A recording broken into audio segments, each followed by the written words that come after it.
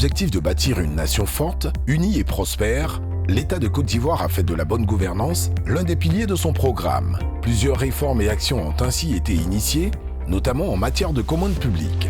C'est dans ce cadre qu'il a été créé en 2010 l'Autorité nationale de régulation des marchés publics, ANRMP.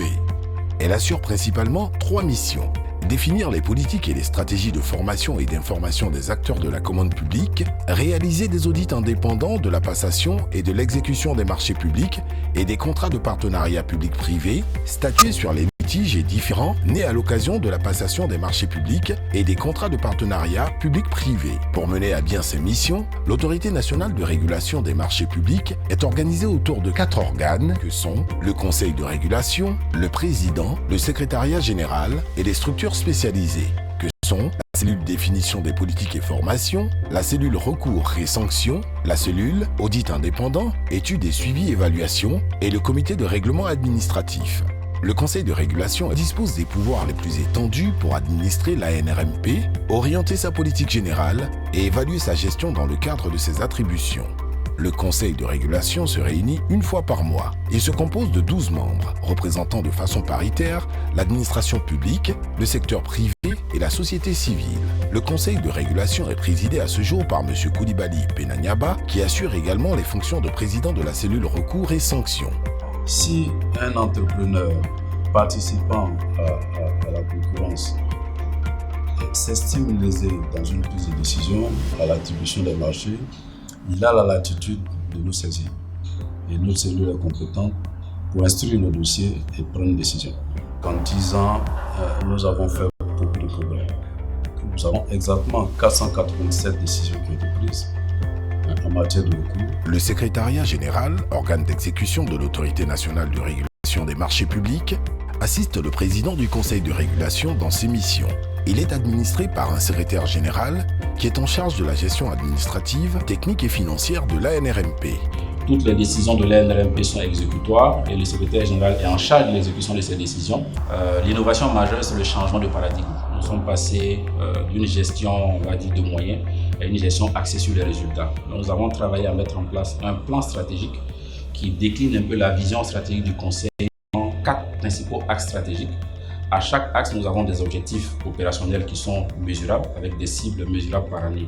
Nous avons un nouveau code des marchés publics qui prend en compte des innovations majeures, surtout dans le domaine des achats publics durables, dans le domaine de la dématérialisation. Donc je pense qu'en lui-même déjà, c'est une réforme importante.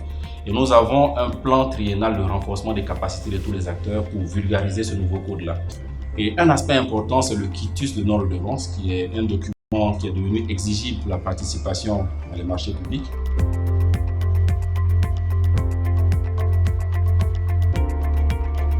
Depuis sa création, l'ANRMP a atteint des résultats tangibles, notamment la formation de 9000 acteurs, l'audit de plus de 5000 marchés publics et 441 décisions rendues. La cellule définition des politiques et formation est l'une des structures spécialisées qui est chargée de définir la vision en termes de définition des politiques. Et la deuxième mission que nous avons, c'est celle de former les acteurs du secteur. Que les acteurs ont commencé justement à prendre conscience qu'il fallait appliquer les bonnes méthodes.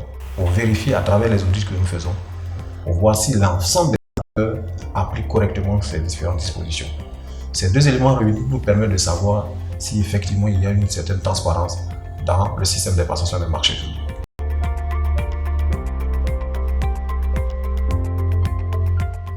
Nous permettons de gérer les litiges et différends nés lors de la passation des marchés publics entre les acteurs de l'administration et donc du secteur public.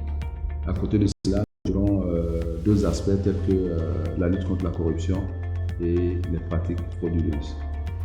Acteur majeur de la bonne gouvernance, l'Autorité de régulation des marchés publics met en place des dispositifs en vue de faciliter l'accès à l'information et garantir la transparence et l'équité dans le système de la commande publique en Côte d'Ivoire.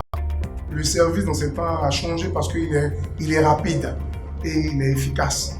Après 3 années d'exercice, le Conseil de régulation entend poursuivre ses actions pour la bonne gouvernance et nourrit de grandes ambitions. Nous avons décidé de faire une étude sur l'incidence des marchés publics sur l'économie nationale. L'étude est en cours. Nous avons également l'ambition de réunir à un moment donné l'ensemble des acteurs du système des marchés. Notre ambition, c'est de les réunir dans un cadre que nous appelons le Forum national des marchés publics, pour que, ensemble, nous puissions regarder comment nous pouvons conjuguer nos efforts pour atteindre les meilleures performances que l'État attend de nous, mais pour être beaucoup plus aptes à saisir et à mener toutes ces missions, nous avons entrepris en interne de certifier l'ARMP. Faire de l'ARMP le premier organe de régulation de l'UEMOA certifié au regard de la norme ISO 9001, version 2015, fait partie des objectifs du Conseil actuel. Agir ensemble pour la transparence et l'équité dans les marchés publics.